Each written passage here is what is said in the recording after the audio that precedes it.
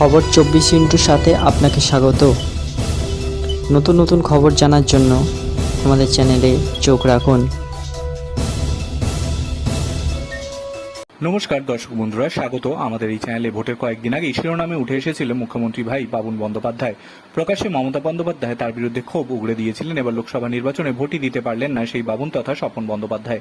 হাওড়া লোকসভা কেন্দ্রের ভোটার তিনি, ভোট দিতে গিয়েছিলেন তিনি, কিন্তু তালিকা দেখে অবাক হয়ে যান বাবুন। তার নামের ওপর লেখা ডিলিটেড, তাই ভোটও দেওয়া হলো না তার।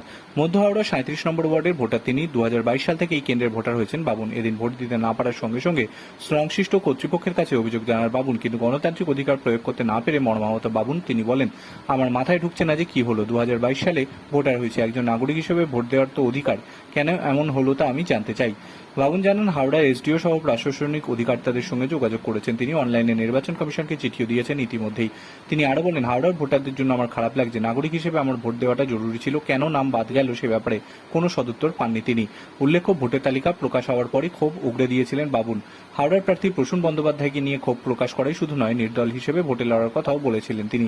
এরপরই মমতা বলেছেন তিনি ভাই বাবুনের সঙ্গে আর কোনো সম্পর্ক রাখতে চান না। পরে অবশ্য সুর বদলে যায় বাবুনের।